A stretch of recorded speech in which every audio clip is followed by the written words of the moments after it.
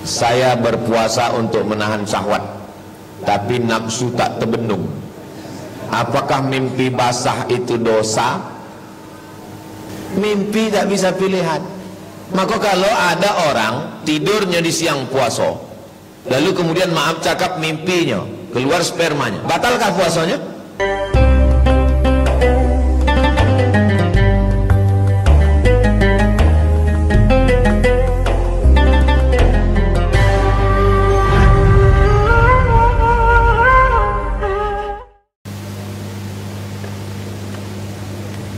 Assalamualaikum warahmatullahi wabarakatuh. Sampaikah doa istri kepada almarhum suami?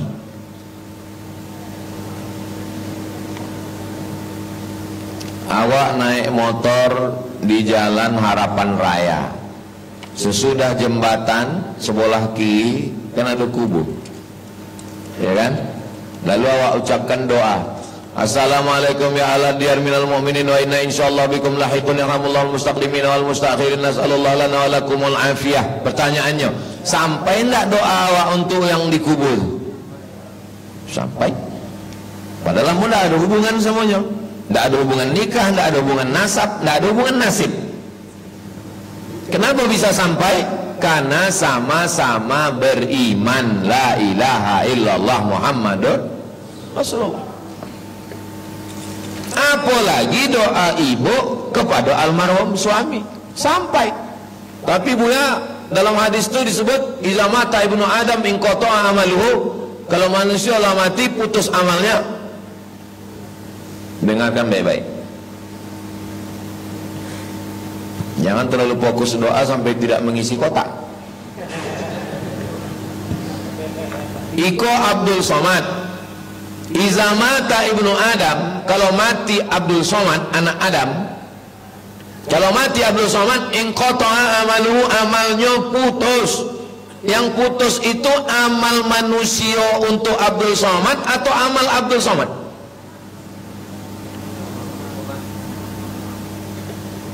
Kalau tuan pergi berzikir di tengah laman, memang susah jamaah diajak berpikir kalau ini belum sarapan. Iza mata ibnu Adam, kalau mati anak Adam, in qata'a amalu, putus amalnya. Kalau Abdul Somad mati, putus amalnya. Yang putus itu amal Abdul Somad yang mati atau amal jamaah kok putus? Amal Abdul Somad kok yang putus, bukan amal jamaah itu putus. Paham? Meninggal suaminya, yang putus itu amal suaminya atau amal bininya? Amal suaminya yang mati itu yang putus. Adapun amal awak doakan sampai. Tidak ada ikhtilaf antar ulama tentang sampainya doa orang mati. Lalu kenapa disebut di situ illa min salasin, putus kecuali 3? Amal ambo putus, tapi 3 amal ambo tetap mengalir. Amal ambo, bukan doa Pak Dekan, bukan doa Ustadz Apandi. Mati ambo, mereka mengirimkan doa kambo sampai, tapi amal ambo putus. Ada 3 amal ambo yang dulu tetap mengalir. Pertama, sedekahun jariyah, ada ambo tolongkan 1 sak semen sampai. Ilmu yuntafa'u bih, ambo mengajar di kampus, mahasiswa ambo mengamalkan sampai. Yang ketiga, anak yang soleh. Aikola yang salah paham, disangkonya amal anak soleh sampai, amal uang tak sampai. Amal anak ambo itu kan amal anak saya, itu kan amal saya. Itu yang kami tak paham tuh Pak Ustaz. Cemana pula anak Ustaz amal Ustaz? Payang joleknya. Kalau bini ambo itu cuma ambo tengok, bisa hamilnya. Kan nggak bisa dikirim pakai bluetooth kan? Kan beramal ambo hingga jadi anak ambo itu kan? Itulah amal ambo yang mengalir. Jadi cerita tentang iza mata ibnu Adam itu bukan bercerita tentang amal iko, tapi amal iko. Kok banyak salah paham gini. Kumpul uang tahlilan baca doa. Bersama keinginan tidak sampai. Isa mata benu Adam. Yang putu itu amal siapa? Amal uangnya mati itu nan putui. Ada pun uangnya hidup itu amalnya sampai. Apa aja amal nan sampai? Pertama, doa. Allahumma fillahu warhamhu wa'afihi wa'afu anhu wa ja'al jannata maswahu. Jangan lama-lama bawakan gulai itu sampai. Yang kedua, baca Quran. Mana dalilnya baca Quran itu sampai? Kata Nabi, kata sahabat Nabi namanya Abdullah bin Umar, anak Umar bin Khattab, kalau ambo mati, bacakan pada kepala ambo Al-Fatihah, pada kaki ambo ujung Al-Baqarah, lillahi ma fis samawati wa ma fil ard. Tengok dalam kitab Ar-Ruh, ditulis oleh Imam Ibn Qayyim Al-Jauziyah, murid Imam Ibn Taymiyah, sampai bacaan Quran pada orang mati. 3, tahlil la ilaha illallah, sampai. Mana dalilnya?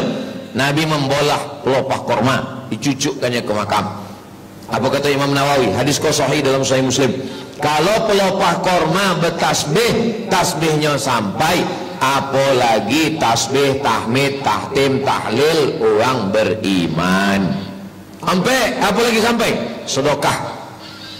Ya Rasulullah, ummi matat, emak ambo mati. Ayu sedekatu afdal, apunan paling elok. Kata Nabi, sedekah. Sedekah apa? Suqyal ma, memberi air minum.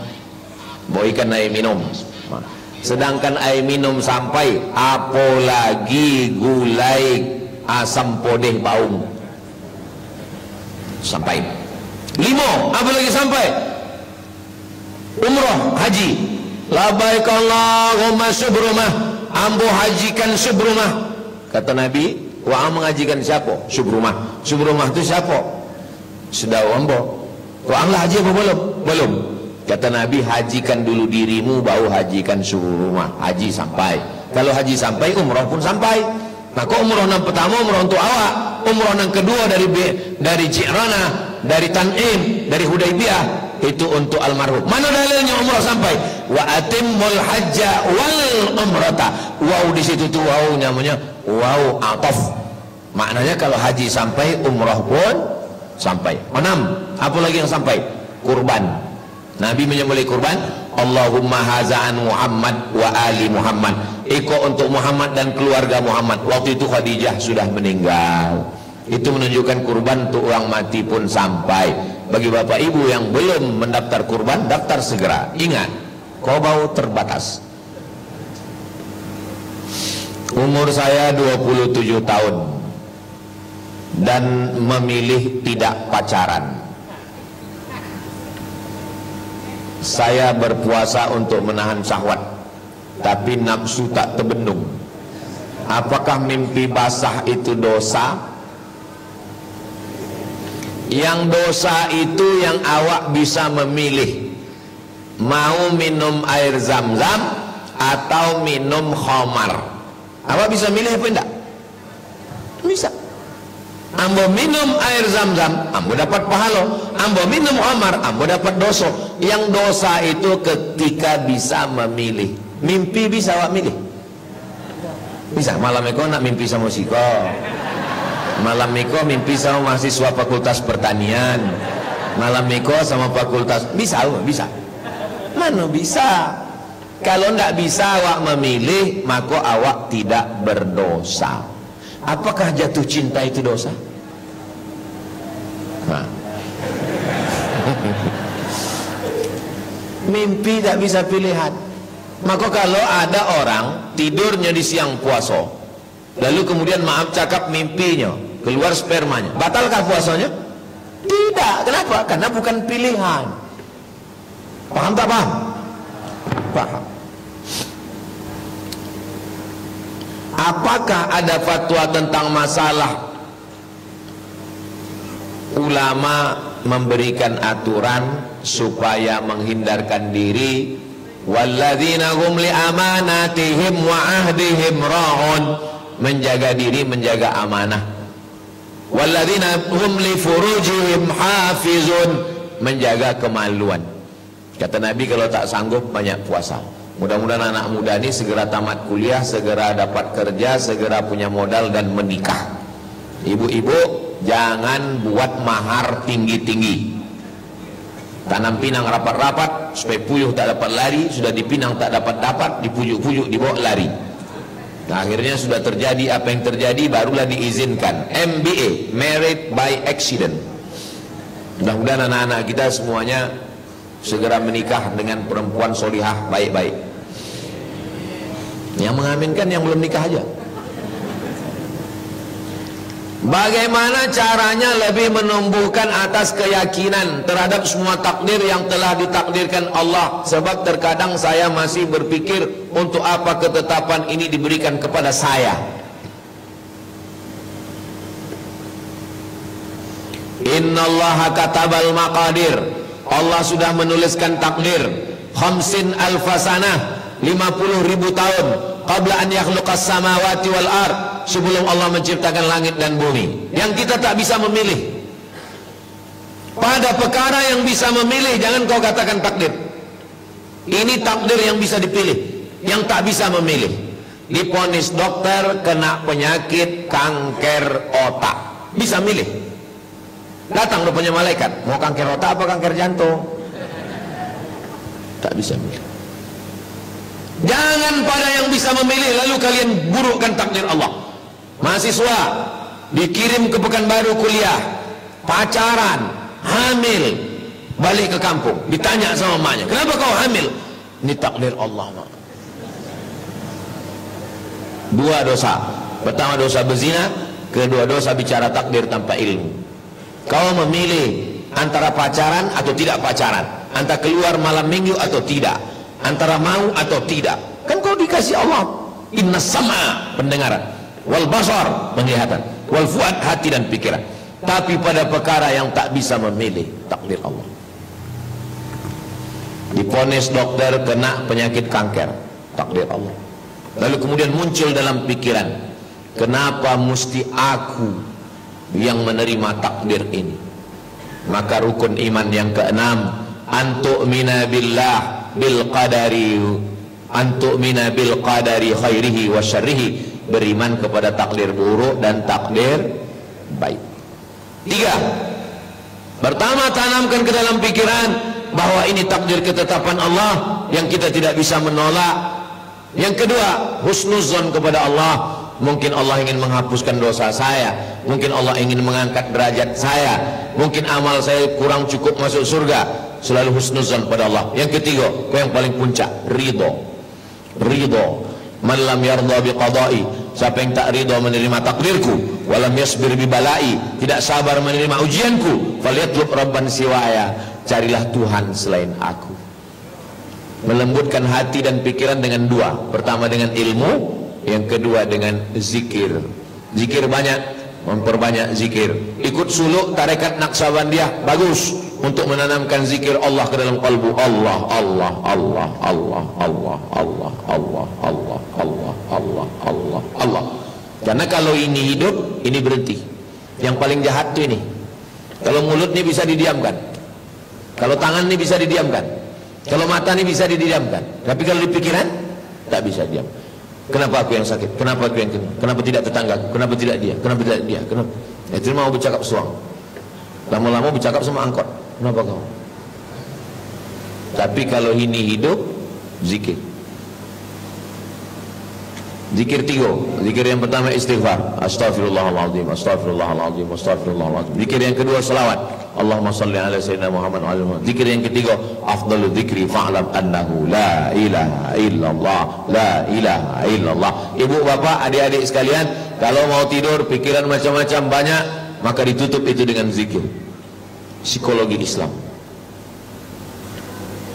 Mudah-mudahan sehat selalu Ustaz. Apa hukum kur di BSI? Semua produk yang ada di bank syariah itu dilaksanakan setelah fatwa dari DSN, Dewan Syariah Nasional. Yang mengeluarkan fatwanya namanya DSN. Lalu bank syariah mengamalkan, melaksanakan. BSI, BRK syariah mengamalkan semua. Dan ada pengawasnya. Nama pengawasnya adalah, apa nama pengawasnya itu Ustaz Alam? Dewan Pengawas Syariah. Jadi bank syariah itu ada DPS-nya 2 orang, Dewan Pengawas Syariah, yang memang ahli dalam bidang syariah Islam. Maka apapun nama produk bank syariah itu halal dilaksanakan. Apapun nama produk dana talangan haji umroh, mudharabah bagi hasil, murabahah permodalan, wakalah, ijarah, itu semua halal. Yang penting banknya syariah. Bolehkah kita menanam pohon tumbuhan di atas kuburan? Nabi mengambil pelepah korma, fasyaqqahu nisfain, dibolahnya 2, thumma gharasahu, dicucukkannya. Sahabat bertanya, lima fa'alta hadha ya Rasulullah, untuk apa kau lakukan ini ya Rasulullah? Apa jawab Nabi? Innahuma la yu'adzabani, iko ada 2 makam iko penghuninya sedang kono azab. Yang suang itu kenapa kena azab? Yamshi bin namimah, membawa-bawa cakap si A tentang si B, dicitokan di C. Zaman dulu bercakap, zaman kini tidak bercakap, tapi pakai grup WhatsApp. Yang kedua kenapa kena azab? Lam yastabri, riwayat satu lagi, lam yastanzih, karena tidak bercebok, koncing tak berbasuh. Hotel bintang 3, bintang 4 masih ada keran, bintang 5 pakai tisu. Maka ada profesor di Riau dulu, almarhum sudah meninggal, setiap pergi ke luar negeri kemana-mana diundang, dosen tamu diundang, itu di dalam tas sebelum berangkat ada membawa gayung. Sebab apa? Tinggal di hotel bintang 5, di Tompek Transit, di lounge, tidak ada lagi keran air. Bawa botol, berbasuh. Jangan sampai tak berbasuh. Tanya bule-bule cantik-cantik tak berbasuh, kau berak. Itulah dalil menusukkan pelepah korma. Lalu kenapa ditusukkan pelepah korma? La'allallah an yukhaffifa 'adzabahuma ma lam yaibasa. Selama pelepah ini belum kering, maka pokok kayu ini bertasbih, tasbihnya sampai kepada orang yang mati. Apa kata Imam Nawawi? Kalau tasbih pelepah korma sampai, apalagi bacaan Quran dan zikir orang yang beriman. Tapi jangan gara-gara iko terlalu berpandu amal ke pokok kayu. Lalu ditulis surat wasiat, kalau ambo mati tolong tanamkan di kepala ambo pokok sawit, di kaki ambo pokok kurma. Pokok sawit 25 tahun baru replanting, pokok kurma 1 tahun. Jangan berharap amal pada pokok kayu, tapi hukum asal mencucukkan pokok kayu itu hukumnya sunnah, Nabi membuat. Ala hadhihi niyyah al-Fatihah. A'udzubillahi minasyaitonirrajim. Bismillahirrahmanirrahim. Alhamdulillahirabbil alamin. Arrahmanirrahim. Maliki yaumiddin. Iyyaka na'budu wa iyyaka nasta'in. Ihdinas siratal mustaqim.